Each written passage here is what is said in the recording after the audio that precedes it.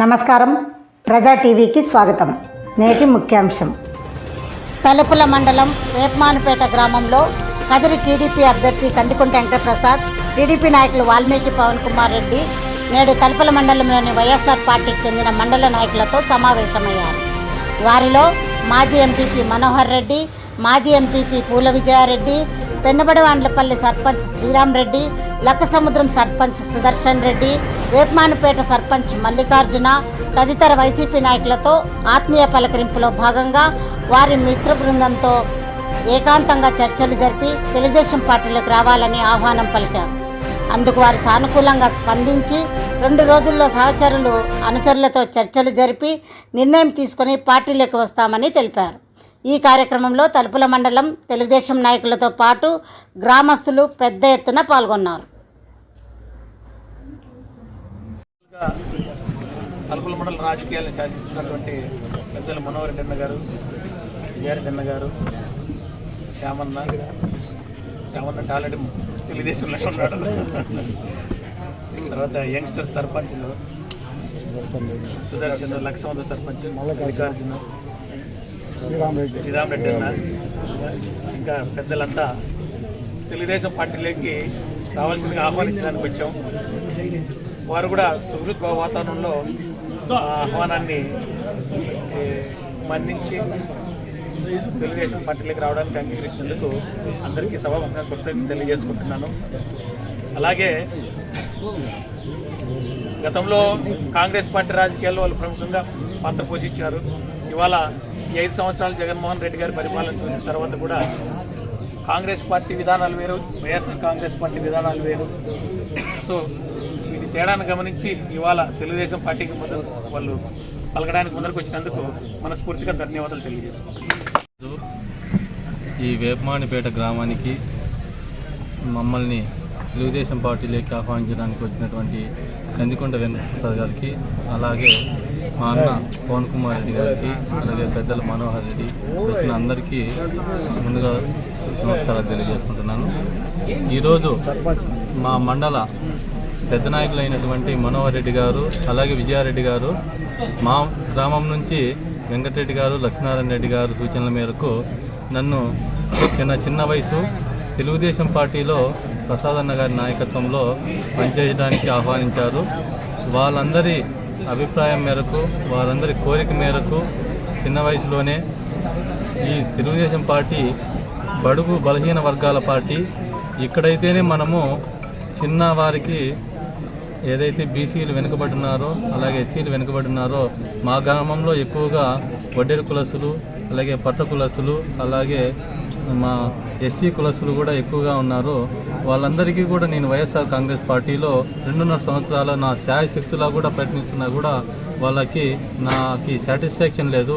తెలుగుదేశం పార్టీలో అయితే వాళ్ళందరికీ నేను ఒక మంచి భవిష్యత్తు ఇచ్చేవాడిని అవుతానని ఆశిస్తూ వారందరి కోరిక మేరకు తెలుగుదేశం పార్టీ ఆహ్వానించడం జరిగింది. 1-2 రోజుల్లోనే మా గ్రామంలో ఉన్నటువంటి పెద్దలందరినీ, అలాగే నా తోటి స్నేహితులందరినీ కలిసి, అలాగే నా గ్రామంతో పాటు నా చుట్టుపక్కల ఉన్నటువంటి గ్రామాలు, అలాగే నాతో పాటు కలిసి పనిచేసిన సర్పంచులు, ఎంపీటీసీలు చాలామంది కూడా నాతో కలిసి రావడానికి ముందుకు వస్తున్నారు. వాళ్ళందరినీ అభిప్రాయం తీసుకొని 1-2 రోజుల్లోనే పెద్దలు మనోహర్ రెడ్డి గారికి, అలాగే పవన్ కుమార్ రెడ్డి గారికి, ప్రసాద్ గారికి తెలియజేసి ప్రజలందరి ఒక బాటలోకి వచ్చినారు. మీ అందరికీ తెలుసు, మీ కదిర్లో జరుగుతున్నటువంటి పరిస్థితులు వేరు. 2024 ఎలక్షన్స్లో ఖచ్చితంగా ప్రజలు అనేవాళ్ళు తెలుగుదేశం పార్టీనే కోరుకుంటున్నారు. ఎందుకంటే గడిచిన 5 సంవత్సరాల్లో మనం చూసాము, కొంత చదువుకున్న వారికి ఎక్కడికి మనం బెంగళూరు కానీ హైదరాబాద్ కానీ ఎక్కడికి పోయినా కూడా ఉద్యోగాలు లేవు. ఇక్కడ ప్రజెంటు ఏదో సచివాలయ ఉద్యోగస్తులు 15,000కు చేసి తర్వాత 30,000కు చేరినారు. ఎక్కడో గ్రామంలో 1-2 మాత్రమే లబ్ధి పొందినారు. కానీ మనకి ఇక్కడ ఇండస్ట్రీస్, కదిరికి ఇండస్ట్రీస్ వస్తాయి, పులివెందులకు దగ్గరగా ఉంది, ఇండస్ట్రీస్ ఖచ్చితంగా వస్తాయని 2019లో మేము బెంగళూరులో సాఫ్ట్వేర్ జాబ్ చేసుకుంటూ పాదయాత్రలకు వచ్చినాం. అలాగే వైఎస్ఆర్ పార్టీ రావాలని బలంగా కోరుకున్నాం. కానీ ఎక్కడ కానీ ఒక ఇండస్ట్రీ కూడా రాలేదు. ఏవో సంక్షేమం పథకాల వల్ల చాలా అభివృద్ధి కుంటిపడింది అనమాట. ఫర్ ఎగ్జాంపుల్ మా గ్రామంలో, లక్కసముద్రం గ్రామంలో సంక్షేమానికి కొద్ది వరకు వెచ్చించినా కూడా డెవలప్మెంట్ అనేది ఏ ఇంచు కూడా కదలలేదు. నాకు ఒక ఎడ్యుకేటెడ్గా నేను సేవ చేయడానికి వచ్చాను. నా సొంత డబ్బులు ఖర్చు పెట్టుకున్నాను, కానీ నాకు ప్రభుత్వం నుంచి ఎటువంటి సహకారం అందలేదు. కాబట్టి రాబోయే తెలుగుదేశం గవర్నమెంట్లో ఖచ్చితంగా కూడా నాకు ఇంకొంచెం సేవ చేయడానికి అవకాశం లభిస్తుందని మా పవనన్న ముఖ్యంగా మీరు యువత రావాలా, ఖచ్చితంగా మీకు తోడ్పాటు అందిస్తుంది, ఒక మంచి నిర్ణయం తీసుకోండి అని చెప్పడము. అలాగే మనోహర్ రెడ్డి అంకుల్ కానీ విజయారెడ్డి అంకుల్ కానీ మాకు ముందు నుంచి కూడా మమ్మల్ని ఒక లైన్లో నిలిపినారు. కాకపోతే వాళ్ళే పెద్దవాళ్ళే ఒక మంచి నిర్ణయం తీసుకున్నారు. మా చిన్నపిల్లలు కాబట్టి ఖచ్చితంగా వాళ్ళు తీసుకున్న నిర్ణయం మంచిది, సహేతుకమైనది. ఖచ్చితంగా వాళ్ళ నిర్ణయం అనేది భవిష్యత్ తరాలకు బాగుపడుతుంది. ఇలాంటి నిర్ణయం మనం తీసుకోకపోతే భవిష్యత్తు ఖచ్చితంగా కూడా అంధకారం అవుతుందని చెప్పేసి, అలాగే చాలామంది యువత, ముఖ్యంగా చదువుకున్న యువత కూడా తెలుగుదేశం పార్టీకి వచ్చేదానికి కొంచెము అందరూ కూడా ఆలోచన చేయండి. ఖచ్చితంగా 2024 సంవత్సరంలో తెలుగుదేశం పార్టీ అనేది కదిరిలో ఖచ్చితంగా జెండా ఎగరేస్తుంది. దానికి అందరం కూడా మనం కృషి చేయాలా, మేము కూడా కృషి చేస్తాం. అలాగే 1-2 రోజుల్లో పెద్దలు చెప్పినట్లుగా నిర్ణయం తీసుకొని ఆ నియమం ప్రకారం మేము ముందుకు వెళ్తామని ఆశిస్తున్నాం. మన తలుపుల మండలానికి తర్వాత తద్వారా కదిరి కాన్స్టిట్యున్సీకి కూడా, దాని ద్వారా ఆంధ్రప్రదేశ్ కూడా మంచి బృహత్తరమైనటువంటి దినం. గత 40 సంవత్సరాలుగా వాళ్ళకు ఓటు హక్కు వచ్చినప్పటి నుంచి కూడా కాంగ్రెస్ పార్టీలో నుంచి, అందులో నుంచి మళ్ళీ వైఎస్ఆర్ పార్టీకి ఓట్లు వేసి వాళ్ళు ఒక రాజకీయంలోనే మండల స్థాయిలో వాళ్ళకు ఎన్ని పదవులు ఉన్నాయో అన్నీ కూడా అలంకరించి రాజకీయం అంటే ఏమనే ఒక విధంగా ప్రతి ఓటర్ కాంచి కూడా నాయకుల వరకు తెలియజేసినటువంటి గురువులు వాళ్ళు. అలాంటి గురువులు ఈరోజు వాళ్ళకి దాదాపుగా 60 సంవత్సరాల వయసు పైబడింది. ఈరోజు అలాంటి వ్యక్తులు ఈరోజు నాయకత్వం బాగలేదు, ఈ నాయకత్వం బాగుందని చెప్పి ఆలోచన చేశారంటే వాళ్ళ యొక్క నాలెడ్జ్కి మనం మెచ్చుకోవాలి. ఈరోజు వాళ్ళ నాలెడ్జ్ ఈరోజు ఎట్లుందంటే మనం రకరకాలు అనుకోవచ్చు, కానీ వాళ్ళు ఎంతో అనుభవంతో వచ్చినటువంటి వ్యక్తులు, ఎంతో అనుభవంతో ఉన్నటువంటి వ్యక్తులు. అలాంటి వ్యక్తులు ఈరోజు ఈ నాయకత్వం బాగాలేదు, ఈ అభివృద్ధి జరగలేదు, ఈ పరిపాలన పూర్తిగా అగమ్యగోచరంగా ఉంది అని నాలెడ్జ్ వాళ్ళకి పూర్తిగా ఆసన్నమైంది. కాబట్టి ఈరోజు గతంలో చూసినారు వాళ్ళు అన్ని, ఎంతోమంది ముఖ్యమంత్రులను చూసినారు, ఎంతోమంది ఎమ్మెల్యేలను చూసినారు. వాళ్ళు చూడడం రాజకీయం లేదు, వాళ్ళు వినటువంటి ఈ రాజకీయ పరిస్థితుల్లో, ఇలాంటి పరిస్థితుల్లో వాళ్ళు అంతా మొత్తం ఆలింగనం చేసుకుని ఇక పరిస్థితులన్నీ కూడా అవగాహన చేసుకుని ఇట్లయితే ఈ ఆంధ్రప్రదేశ్ ముందుకు పోవాలన్నా, పేదలు అభివృద్ధి చెందాలన్నా కూడా ఇది కరెక్ట్ అయిన పరిపాలన కాదని చెప్పేసి ఈరోజు వాళ్ళు తెలుగుదేశం పార్టీకి రావడం. తర్వాత ఇక్కడ చూస్తున్నారు 20 సంవత్సరాల నుంచి కూడా కదిరి కాన్స్టిట్యున్సీలో ఏకైక లీడర్ ఉన్నటువంటి నాయకుడు కందికుంట వెంకటప్రసాద్ అన్న గారు.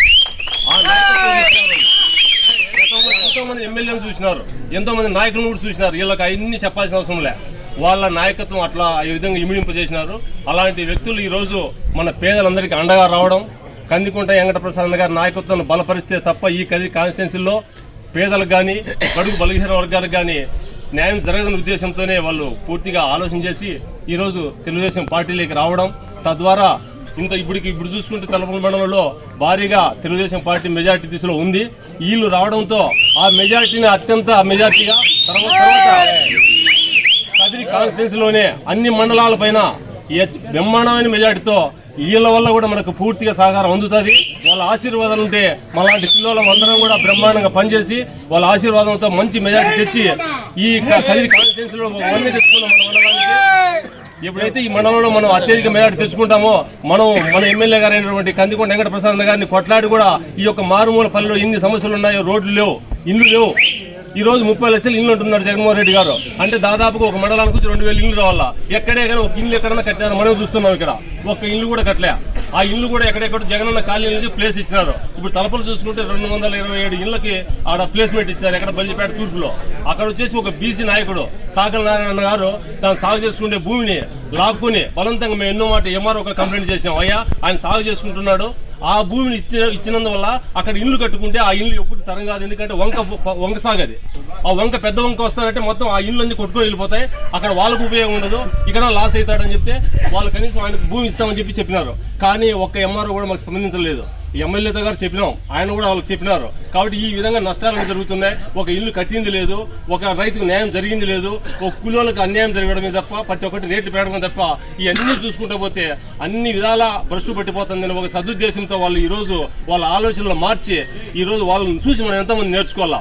ఇప్పుడు కూడా చెప్తున్నాం, వైఎస్ఆర్ పార్టీలో ఉండే కార్యకర్తలందరూ కూడా మీరందరూ కూడా గమనించండి, 90% కార్యకర్తలంతా తెలుగుదేశం పార్టీకి వచ్చేసినారు.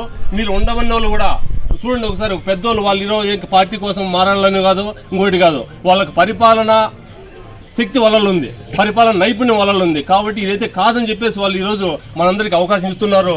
ఉండబట్టి వ్యక్తులు అందరూ కూడా పార్టీకి వచ్చి పార్టీ బలోపేతం చేసి బ్రహ్మాండమైన మెజార్టీతో గెలిపించేసి కందికొండ వెంకటప్రసాద్ గారిని మనం నీరాజన పలకాలనే ఉద్దేశంతో ఈరోజు ఈ యొక్క సమావేశం జరిపినందుకు ఈ యొక్క అవకాశం ఇచ్చిన పెద్దలందరూ కూడా పేరు పేరు ధన్యవాదాలు. పునర్వ్యవస్థీకరణ తర్వాత ఏదైతే మొదట్లో ఉన్నటువంటి కదిరి నియోజకవర్గానికి సంబంధించినటువంటి మండలాల్లో తలుపుల, ఎన్పికుంట, గాండ్లపేంట, కదిరి కూడా యాజ్ ఇట్ ఈజ్గా కంటిన్యూ అవుతాం. ఇవన్నీ కూడా కదిరి నియోజకవర్గం ఆవిర్భావం నుంచి కూడా కదిరితోనే ఉన్నాయి. అదే రకంగా తలుపుల మండలంలో నియోజకవర్గం ఆవిర్భావం నుంచి కూడా ఈ కుటుంబాలు ఏవైతే విజయారెడ్డి అన్న గారు కావచ్చు, అదే రకంగా మనోహర్ రెడ్డి అన్న గారు కావచ్చు, ఈ రెండు కుటుంబాలు కూడా మొదటి నుంచి కూడా కాంగ్రెస్ పార్టీకి వెన్నుదన్నుగా వస్తున్నారు. రాజకీయంగా చైతన్యం ఉన్నటువంటి కుటుంబాలు ఆ చైతన్యాన్ని పుణిపుచ్చుకొని లెగసీని కంటిన్యూ చేస్తున్నటువంటి నాయకులు కూడా అవి. మేము చిన్నపిల్లలు అప్పుడు చదువుకునేటప్పటికీ వీళ్ళకి నాయకత్వం ఉంది.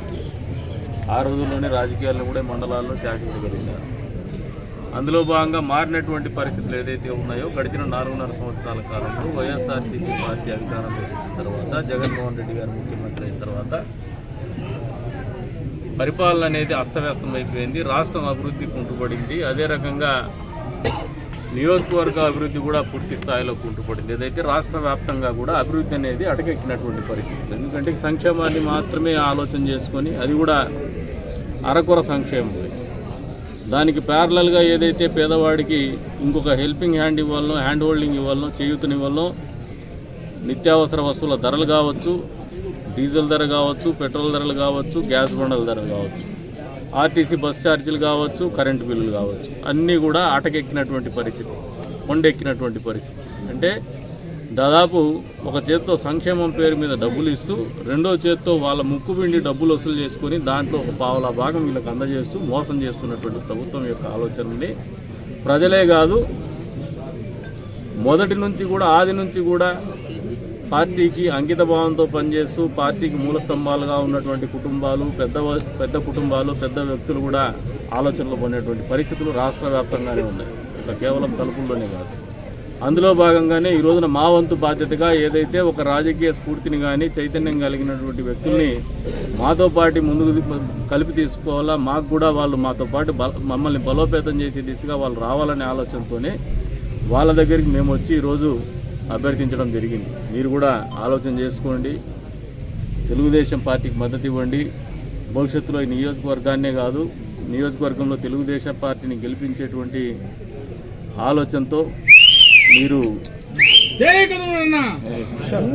బలోపేతం చేయడమే కాదు, రాష్ట్రంలో కూడా తెలుగుదేశం పార్టీ అధికారం రావడానికి మీ వంతు సహాయ సహకారాలు అవసరమని చెప్పేసి మండల తెలుగుదేశం పార్టీ, అదే రకంగా నియోజకవర్గ తెలుగుదేశం పార్టీ తరఫున నేను, సోదరుడు పవన్ కావచ్చు, శంకరన్న కావచ్చు, మేమందరం రావడం జరిగింది.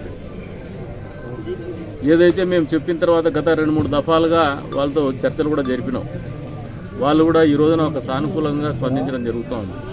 తొందరలోనే ఒక సానుకూలమైనటువంటి నిర్ణయము, ఒక మంచి నిర్ణయము, సహేతుకరమైనటువంటి నిర్ణయం తీసుకుంటారని ఆలోచన చేస్తాము. ఇంకా సోదరులు ఉన్నారు, సర్పంచ్గా పనిచేసినటువంటి వ్యక్తులు, అదేవిధంగా శ్రీరామరెడ్డి అని ఉన్నాడు, మాకు సుపరిచితుడు, మొదట్లో కూడా మాతో పాటు ఉన్నాడు, మాతో పాటు రాజకీయాల్లో మొదటి నుంచి కూడా మా చేయబట్టుకుని నడిపించినోడే. ఏదో కొన్ని అనివార్య కారణాల వల్ల 4.5 సంవత్సరాల కాలం నుంచి కొంచెం దూరం ఉండొచ్చు, కానీ ఎప్పుడు కూడా మాకు అరమరికలు లేకుండానే ఉన్నాం. ఈరోజు కూడా మేమందరం కూడా కలెక్టివ్గా ఒక నిర్ణయానికి వచ్చేసి, సమిష్టిగా ఒక నిర్ణయానికి వచ్చేసి ఈ నియోజకవర్గంలో తెలుగుదేశం పార్టీని గెలిపించుకోవాలా అని చెప్పేసి ఆలోచనతోనే ముందుకు పోతున్నాం. మా వంతుగా ఈరోజు వాళ్ళ స్వగృహానికి వచ్చేసి చర్చలు జరిపి ఆహ్వానించిన తర్వాత వారు కూడా విజయారెడ్డి అన్న కావచ్చు, ఆయన ఎంపీపీగా చేసినారు గతంలో, గత ప్రభుత్వం తెలుగుదేశం ప్రభుత్వంలో. అదే రకంగా మనోహర్ రెడ్డి అన్న కావచ్చు, వీళ్ళందరూ కూడా సానుకూలంగా స్పందిస్తూ సహాయ సహకారాలు అందిస్తాం. ఖచ్చితంగా మేము కూడా ఆలోచన చేసుకొని మాకు కావాల్సినటువంటి ఇతరత్ర నాయకులు, ఇంకా కొద్దిమంది నాయకులు ఉన్నారు. నేను కూడా వాళ్ళతో కూడా వాళ్ళ ఇళ్ళ దగ్గరికి పోయి మాట్లాడడం జరిగింది, చర్చించడం జరిగింది. వాళ్ళు కూడా సానుకూలంగానే స్పందిస్తున్నారు. ఇది ఒక మంచి పరిణామం నియోజకవర్గంలో తెలుగుదేశం పార్టీకి కావచ్చు, ఒక నాయకుడిగా నాకు కూడా కావచ్చు, వచ్చే ఎన్నికల్లో పోటీ చేస్తున్నటువంటి అభ్యర్థిగా కూడా కావచ్చు. నాకు ఇవన్నీ కూడా సానుకూల పరిణామాలని చెప్పేసి చెప్తా ఉన్నాను. అంతేకాదు ఇంకా కొన్ని పొలిటికల్ డైనమిక్స్ ఏవైతే ఉన్నాయి రీసెంట్ డేస్, ఈ మధ్య కాలంలో పొత్తుల్లో భాగంగా బీజేపీతో కూడా పొత్తులు ఉంటాయని చెప్పేసి ఎవరైతే ప్రతిపక్ష పార్టీగా ఉన్నటువంటి వైఎస్ఆర్సీపీ పార్టీకి చెందినటువంటి కొంతమంది వ్యక్తులు ఒకరోజు 2 రోజులు నేను ఏదైనా సొంత పనుల నిమిత్తం పోతే కూడా పాపం కన్ఫ్యూజ్ చేసేటువంటి కార్యక్రమం పెడుతుంటారు. మీకు ఎవరికి కన్ఫ్యూజన్ అవసరం లేదు. ఎన్నికల్లో పోటీ చేయబోతాండి నేనే, తెలుగుదేశం అభ్యర్థిని నేనే, పోటీ చేయబోతాండి నేనే. మీరు ఎక్కడ అపోహలేం పెట్టుకోవద్దు. నేను ఇది 4 సంవత్సరాల కింద చెప్పినాను, మళ్ళీ 4 సంవత్సరాల తర్వాత కూడా ఇదే మాట మీదే ఉంటాం. మేము ఖచ్చితంగా ఈ ఎన్నికల్లో పోటీ చేస్తున్నాం, గెలవబోతున్నాము, స్పష్టత ఖచ్చితంగా ఇస్తాను అందరికి కూడా. వారికి కూడా ఈ క్లారిటీ కూడా నేను మాట్లాడడం జరిగింది.